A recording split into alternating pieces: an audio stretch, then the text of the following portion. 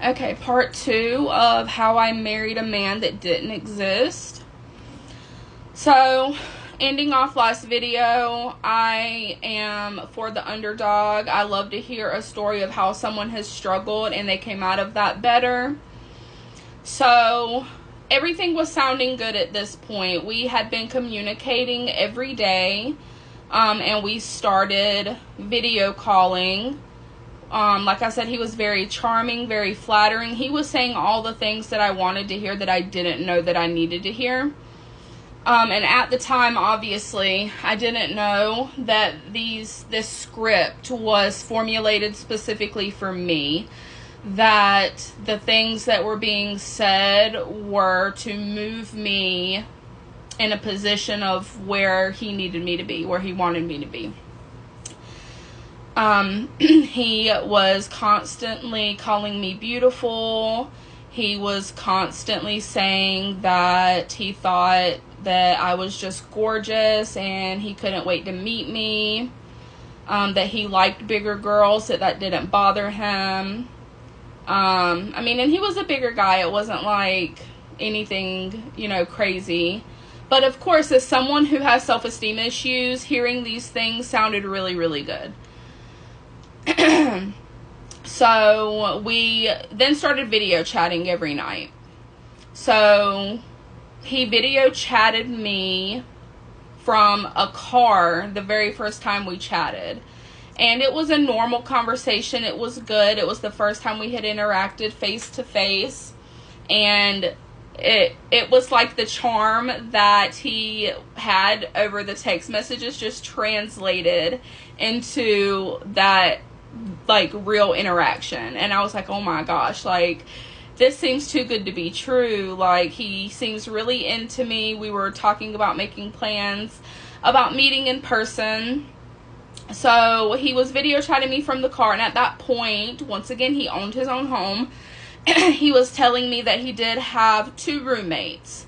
We will call them K and T, one male, one female, and that K and T were together. They were a couple.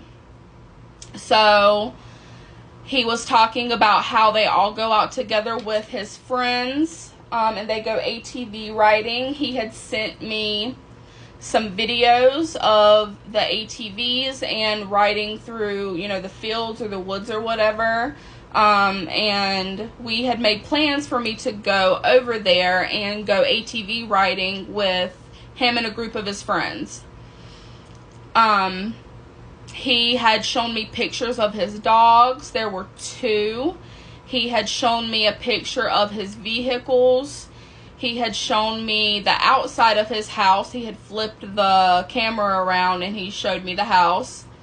And the car he was sitting in was a really nice car. I don't remember exactly what it was, but it was a nice car. So I'm like, these are the things that made my mind at ease. I'm like, oh, he's telling the truth. Look, he is in front of this house that's obviously his. He is riding ATVs with these friends. He has sent me a picture of this truck he owns. He's sitting in a nice car. Okay, this is starting to feel more legit.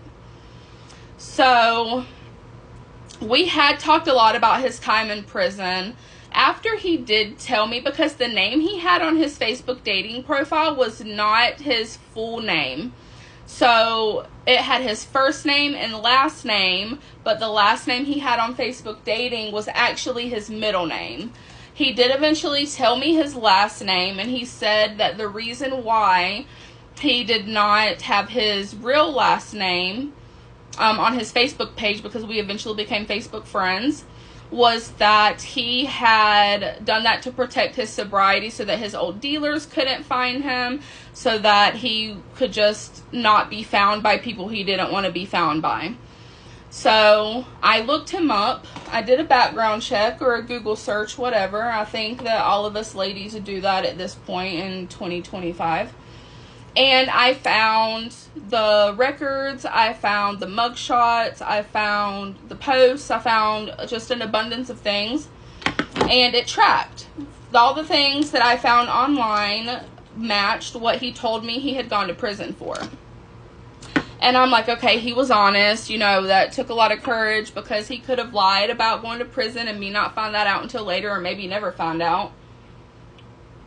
So I was building this trust, is the point of that tidbit. I was building this trust within him, and I was excited about going ATV riding with him and his friends.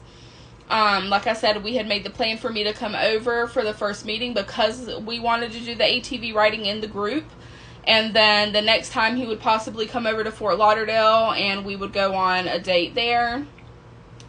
And it was an expectation, or an understanding rather, that when I came over, because it was about a 3-hour trip, that I would be staying at his house.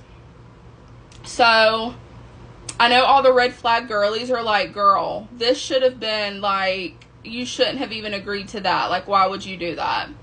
My mind was not in that place at this time. My mind was in the place of, what he's saying is checking out. I'm seeing these things with my own eyes. I'm building trust. So as time passes, we're video calling more and more. It's every day. We're texting pretty consistently throughout the day. There are not a lot of gaps in between. We're getting to know each other. And of course, at this time, he's getting to know me. He's getting to know my hopes, my dreams, what I'm afraid of, my past relationships, the ways I've been hurt, the things that I've gone through. He's gathering all this information. And he's, once again, charming and saying the right things. Oh my gosh, I can't believe you went through that. I'm so sorry. I would never treat you like that.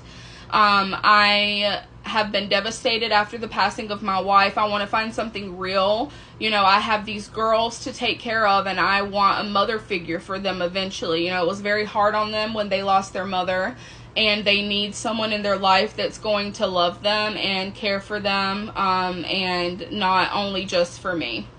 So my heart was singing, and he knew that at this point I had shared, you know, what I wanted out of life. As wildly independent as I am, and as a person who doesn't need someone else to take care of her, and who's very actively in a career, my dream is to be a wife and a mother. That is truly what I want, and it's what I have wanted for a very long time. And then to top that all off, the kids were just an added bonus. He knew I loved kids, that I wanted kids. I had a miscarriage in 2020. I lost a baby, and that was something I revealed to him as just a really deep source of pain for me. And he started making hints of, you know, he thinks that the girls would get along good with me, that he thinks we would interact well, that he could see us, you know, getting along and forming a relationship. So that was also something that was then spinning in my mind. I'm in Florida. I am without my family. All of my family's back in North Carolina. I'm alone. I'm lonely. I lost a baby a few years ago, and my dream to have a family just didn't seem like it was going to come into fruition at this point. So then here this situation comes, and I'm like, oh my gosh, I might finally have my chance to fulfill my dreams, to be who I want to be, to do the things I want to do. So he would FaceTime me from the inside of the house sometimes, and I started noticing the calls became a little shorter and shorter. We would not stay on video for longer than 15 minutes at a time. Sometimes that would be less and less, 10 minutes, 5 minutes, just a couple minutes. I remember vividly one call where he started kind of yelling in the background, and he goes, babe, I gotta go. The girls are fighting. I have to get them dinner. I have to make sure they're okay. And I'm like, of course, go take care of the girls. You know, I didn't think anything of that. You know, he is a single father. He has his children. He owns his own home. He has a family to run. Let's go into part 3.